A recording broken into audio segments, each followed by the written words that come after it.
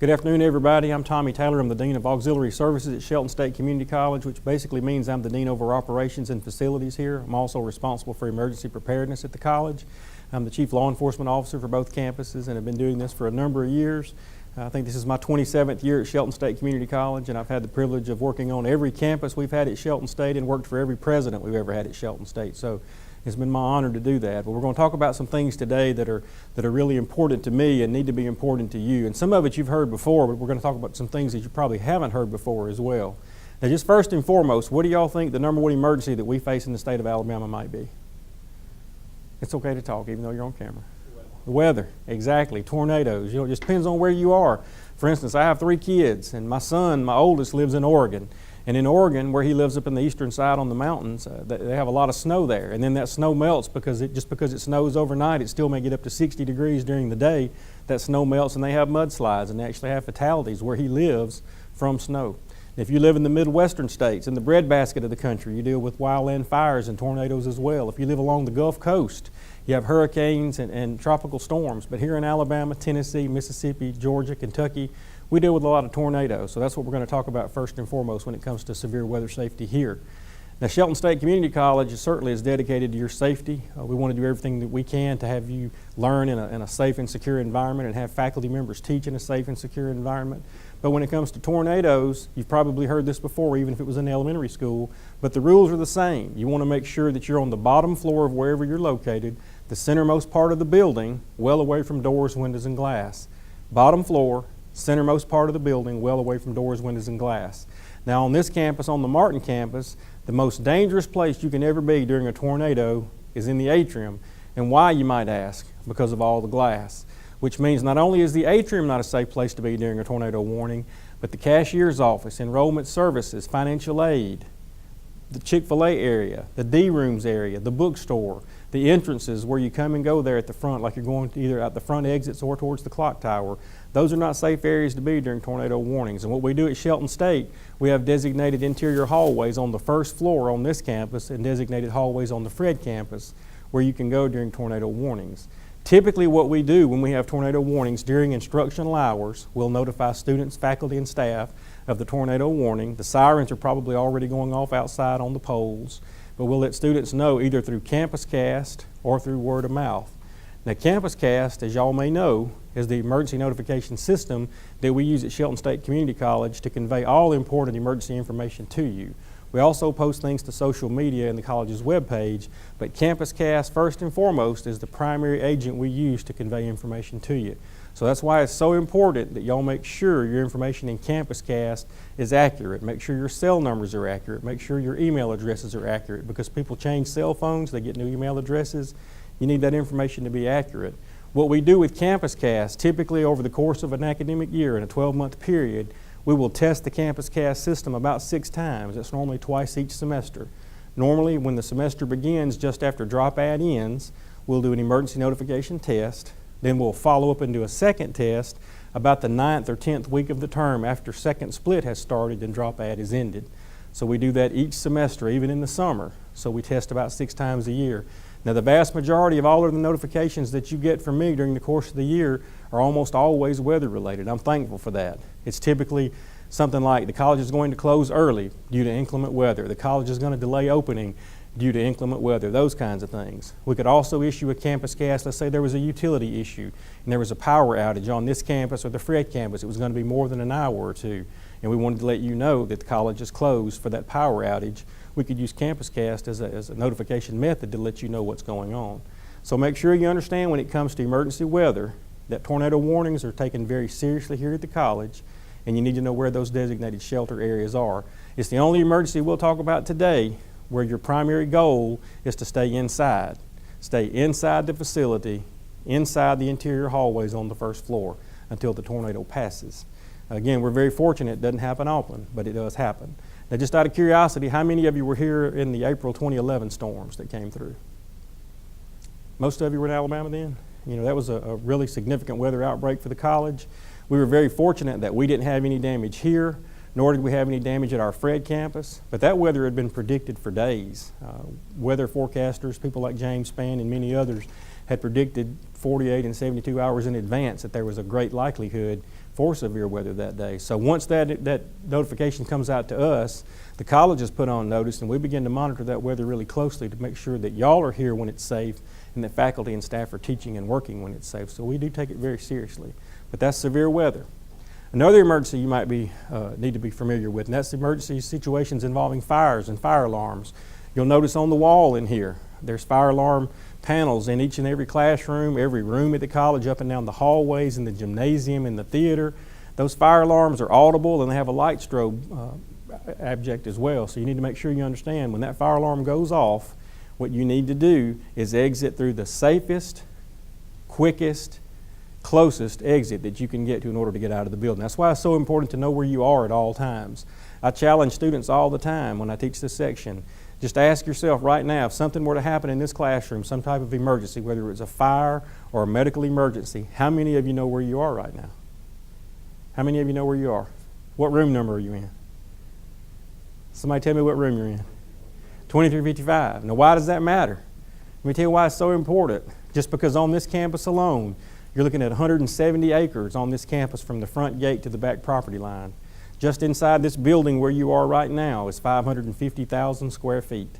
That's 550,000 square feet. You got 3 floors. You got over 120 classrooms and learning labs. You got multiple stairwells. There are a lot of exits in this building. You got to know where you are. It's critical to know where you are so that you know how to get out.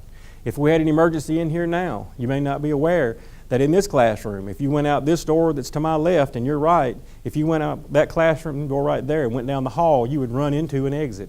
That exit would take you outside into the courtyard by the clock tower. If you go out this door and look left or look right down this major hallway, there's 16 different exit points up and down that hallway. So you need to have a primary exit point and a secondary exit point. So that's an emergency involving a fire. You treat every fire alarm as if it is real.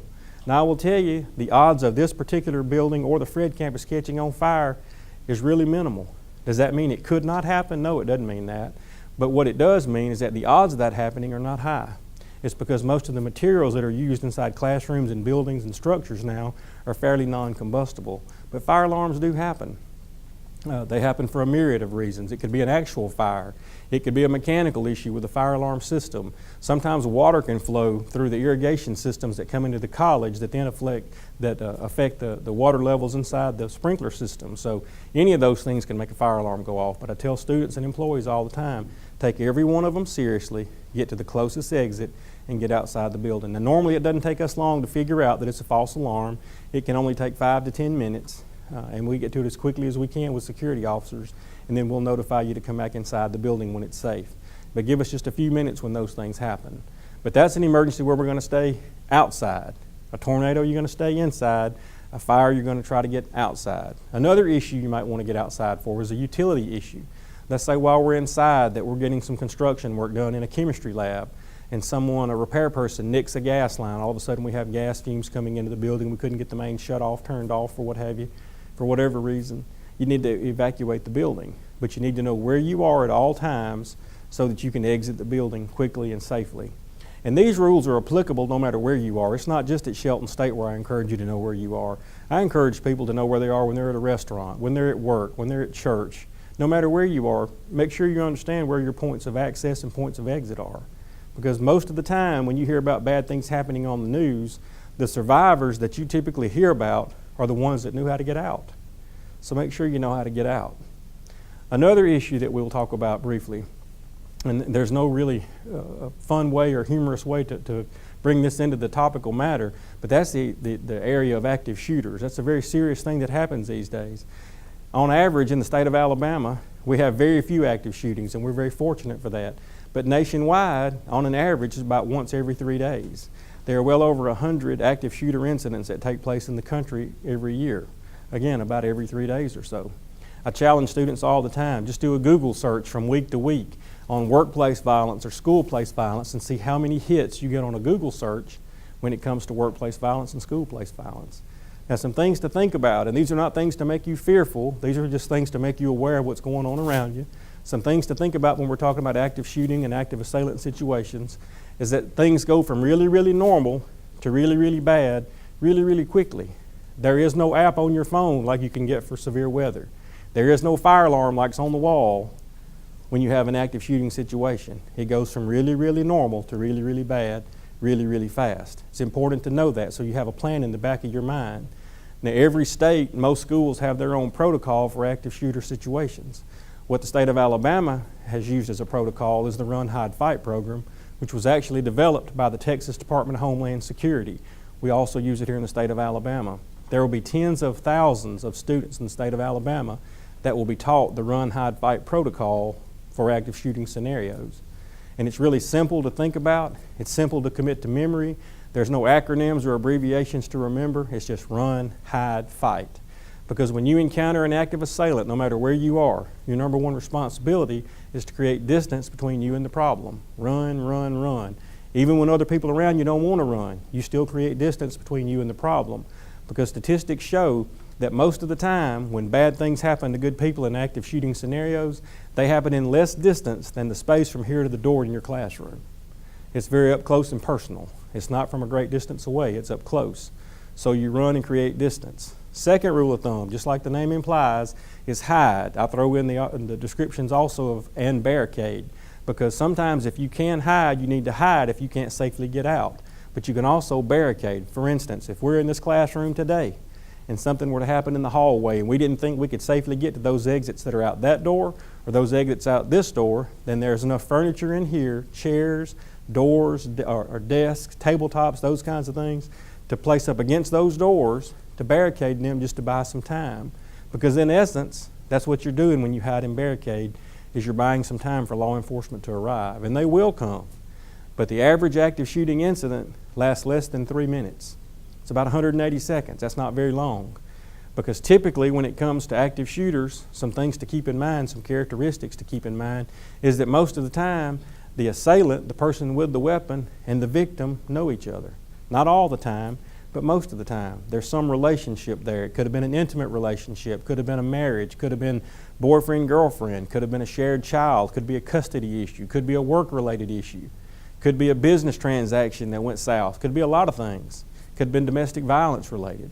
But typically and oftentimes there's a relationship between the assailant and the victim. Another characteristic, not only do they typically know each other, but more times than not, it's a male. Now, does that mean a female can't do it? Not at all, because certainly a woman can, but typically it's a male.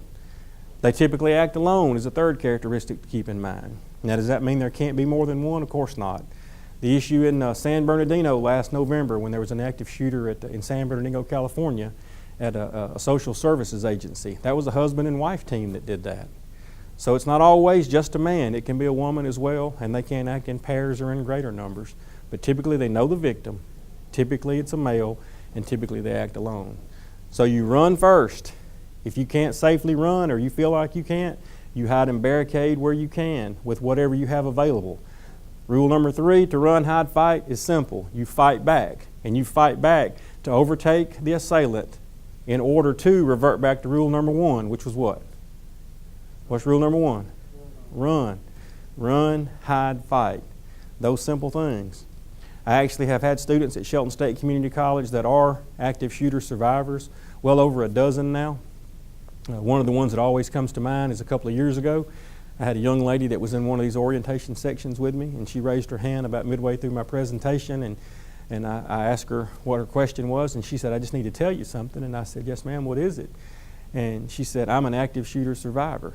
And I said, "Really?" And she said, "Yes, sir." And I said, "Would you like to talk to me after class about this?" Because I didn't want to embarrass her. And she said, "No, I can talk about it now. It's been a couple of years." And I said, "Okay, well, share with us whatever you feel like you can share." And she said, "Have you ever been to Washington, D.C.?" And I said, "I have, several times." And she said, "Have you ever been to the Holocaust Museum?" And I said, "I have." And she said, "Do you remember when the gunman went in the Holocaust Museum in D.C. and started shooting at people?" I said, "I remember that on the news." And she said her high school class was on a field trip, and they were inside the building when he came in the door. And she said, "I could see him, he could see me." And she said, "It was just like you said. It went from really, really normal to really, really bad, really, really fast." And they ushered those folks that were inside that museum into side rooms, offices, parlors. They barricaded the doors until the law enforcement officers there overtook the assailant. And she was actually a survivor of that, and it changed her life forever. And it took a lot of courage for her to bring that up in a classroom full of strangers and talk about that, but she did. So I just want you prepared for things like that, not in case things like that happen, because certainly we hope they never happen. But they happen somewhere regularly. Now, can I tell you that they happen at a higher rate of frequency now than they ever did? I really can't tell you that. What I can tell you is that this has changed the way crimes are reported, because in the old days, just a short 2 decades ago, when a crime took place, regardless of what it was, you probably wouldn't hear about it until that night's news or until the next day's news. Well, now, through the vehicle of social media, when a crime occurs, regardless of what it is, that crime can be virally sent out to all types of social media just like that. And they're all over the place all of a sudden. So it just depends on where you are and how much access you have to social media. But when bad things like that happen, people all over the world can see it as it unfolds. So I just want you to be aware of what to do in tornadoes and fires and utility issues and active shooting incidents, just to have a plan in the back of your mind about what you would do should the unthinkable happen, regardless of what that emergency is. You need to be aware of a couple of other things, that in the state of Alabama, the Attorney General has ruled that it is a violation of state law to bring any weapon inside any school, regardless of public or private, all the way from kindergarten through graduate school. You cannot bring a weapon inside any school in the state of Alabama. So don't bring weapons inside. Not only is it a criminal issue, it's also a code of conduct issue, and it could cause significant problems for you. So just be aware, don't bring weapons inside schools. One other issue to discuss briefly today, and that's the propensity to have sexual assaults that take place on college campuses. Now, I can tell you, we're very fortunate at Shelton State. I've never worked a sexual assault that took place on a college campus at Shelton State Community College. In any of the campuses, by any of the presidents, anybody here. We've never had one that was been reported since I've been at the college. Now, the kicker there's several things that come into play. One, we're a very fortunate institution. Secondly, we have great students that come to school here. Y'all all come here for a purpose. You're commuter students. By commuter students, what I'm saying is, you get up in the morning, you get your backpack, you get ready, you come to class, you go to class, you get your backpack, you get back in your vehicle, and you leave. Nobody spends the night at Shelton State Community College. Nobody stays after we close. We don't have any housing whatsoever on either of the campuses of Shelton State Community College. And that's not to imply that every bad thing that happens on a college campus happens in housing. But I will say a large majority of crimes that take place on college campuses happen in, at, around, or near housing. But if it comes to sexual assaults, if you become aware of someone in your family or a friend who's a victim of that, especially if they're a student at Shelton State Community College, if you can let myself know, let the Dean of Students know, we have a sexual assault response team that we will convene. We will meet privately, confidentially, and discreetly with that student or that victim and share with them the resources and the references and referrals that we have at our disposal here at the college, just to try to help that individual through that incident. And again, I'll tell you, they never happen here, and we're very fortunate that that hasn't happened here, but they do happen off campus. I average 3 to 4 students every semester that are victims of sexual assault. One of the adages that we say in law enforcement all the time is, if you see something, say something. And that also applies to bystander intervention when it comes to sexual assaults. If you're somewhere on campus, off campus, regardless of where you are, and you witness something like that taking place, where you see a male or a female being subjected to sexual harassment or a potential sexual assault, step in and intervene on that person's behalf and render aid to them. I'm not telling you to put yourself in harm's way to get hurt. What I'm telling you is, step in as safely as you can. If you have a phone, call 911, notify authorities. If you're on college property, let someone here at the college know so that we can intervene. If you're in a store, if you're in a restaurant, if you're at a party, don't let those things happen, because intervention is the key to stopping sexual assaults for college students. And it is a major issue across the nation. So what I ask you to do is just do what you would want someone to do if it were you or a family member near you, and that's to intervene and make a difference in that person's safety. So just think through those things. So in closing, we've talked about several things. We've talked about what to do in emergencies when it comes to tornadoes, fires, utilities, active shooting situations. We've talked about sexual assaults. We've talked about bystander intervention. We've talked about campus cast. Those are all important things to remember from this section today. One final thing I want you to be aware of, and that's the Clery Report. The college is mandated by federal law to compile all the crime statistics that occur on campus and in our surrounding area on the public property right beside our campuses. And we put that information in what's called a Clery Report every September. I actually lock that information in the system today on the Department of Ed's website. Shelton State is very fortunate to have zeros in almost every one of those categories. We're very, very blessed here not to have problems like many people have, like many institutions and college campuses have. So part of that is because we have great students like y'all that are here, and a part of it is because we have great faculty members that teach here and great staff people that care about your well-being that are here.